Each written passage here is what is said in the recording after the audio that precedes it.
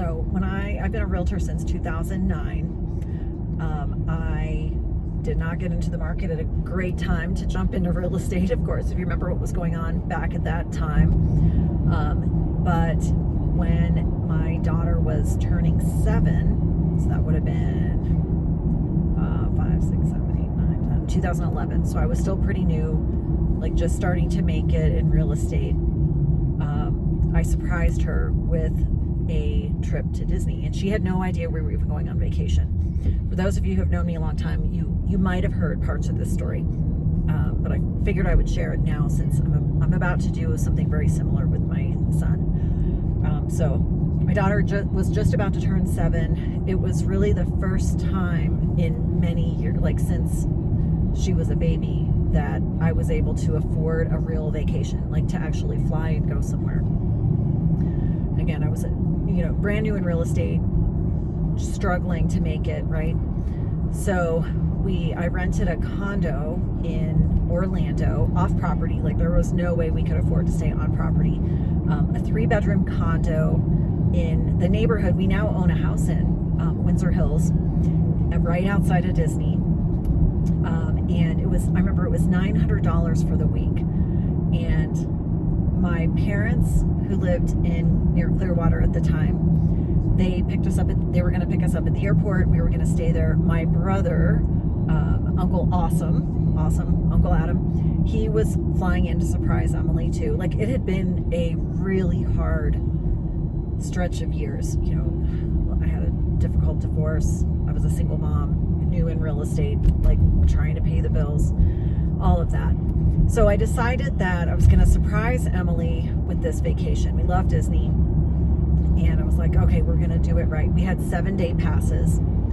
And I didn't tell her that we were going anywhere, especially not on vacation. So we flew in, or we were going to fly direct from Denver to Orlando. We had like a 5:30 a.m. flight. If you know the flights, Southwest, golly, that's an early flight.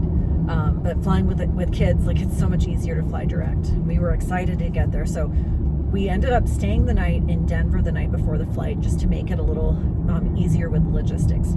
Emily had no idea we were going on an airplane trip. So I said, I have this giant suitcase packed. She's completely clueless. Kids are clueless, which works in our favor as parents a lot of the time. So I'm like, let's go spend the night in Denver. Just let's have a little getaway before your birthday. So we go stay the night in Denver. We're up, not even crack of dawn. We're up in the middle of the night to get to the airport. At the time, a lot of the hotels up around the airport let you park for free if you stayed at the hotel the night before. I don't think they do that anymore. So we were staying at the hotel, I think the Embassy Suites, leaving the car there. We took the airport shuttle with a suitcase. And I was like, let's go ride the bus. Let's check it out. Okay. So we get to the airport. I'm like, okay, well, surprise. We're actually going to go on a trip. I'm not going to tell you where. It's a total surprise. We go through security. I remember I bought her a silver, probably from Walmart, a silver backpack. I called it her adventure pack. I was like, I've got your adventure pack all packed. We're going to go on an adventure. So, I had her wear headphones through security, and this was the time of like iPods, no iPhones, time of iPods. So I had her listen to music. We go through security, and I told the security agent, like, hey, this is a surprise. She doesn't know where we're going. Can you not say where our tickets are for to ruin the surprise? Played along. They were awesome. Same, we get to the gate at Southwest, and I'm like, hey, she doesn't know where we're going. Can you not say anything when we board? Got you. They are like, we got you. We're going to make this great. So she has no idea. She doesn't see the sign. I kind of kept her away from that at the gate. And we board the plane. She's got her headphones on. And the ticketing agent comes across as we're, when they make all the announcements, like, this is the flight you're supposed to be on. They came across and said, Emily, happy birthday. You're going to Disney World. Ugh. Like, as a parent, as a mom, like, stab me in the heart. That's the best thing ever. Gets all the feels. So she's so excited. The Southwest flight attendants made a crown for her out of pretzel bags and like swizzle sticks. They like pierced it together. And again, this is like 15 years ago. And they let her walk up and down the aisle as a princess, waving to everyone. She ate it up. We landed. She didn't know my parents were involved or my brother was involved. And again, it had been a tough couple of years. Like, this was the first vacation we could afford. Like, it was a really big deal for us. We had 7-day Disney passes. I'm like, let's go. Like, we need some fun. My parents pick us up at the airport. She's thrilled. My brother flies in later that day. I remember my mom saying, like, you know, do you want to hang out at the condo? I'm like, we got 7-day passes and they start now. So we're dropping off our bags and we're going straight to Epcot. We had the best trip. So surprise trip, memories for a lifetime. And I have been wanting to do something special with each of the little kids now. And I finally am moving on that. So I am surprising my son Connor with a trip to Disneyland this weekend coming up. He has no idea we're going anywhere.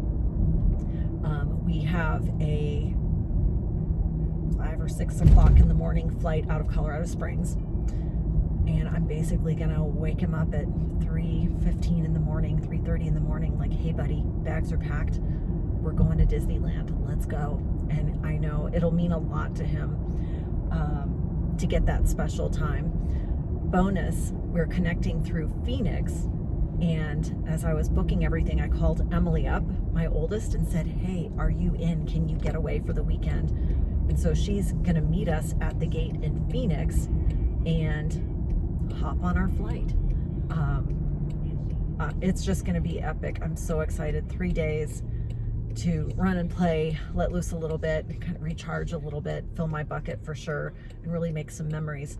Macy will be next at some point in the next year. I'll have a surprise trip planned for her, but just wanted to share that. It's so hard when you're, whatever you do, not just real estate, but you know, when you are the breadwinner and it's on you, and especially as a single parent, and you have to like make those memories. Like, that trip with Emily is something I'm just so proud of, that I found a way to make that happen. And obviously I'm not a single mom now, but I'm excited that I'm able to create this experience for Connor that he will remember. He just turned 8. He will remember this for the rest of his life. And so I just wanted to share that story. It brought back so many good memories and a lot of pride for me that, you know, I'm not as present as maybe I wish I could be sometimes for my kids, but I love what I do. But I love my career because it does let me have this ability to work really hard and reap those benefits, and decide like, hey, I'm gonna take the weekend away to like let loose a little bit and make this happen for my kids. So hope you enjoyed the story, and I'll definitely send some updates from Disneyland, the happiest place on earth.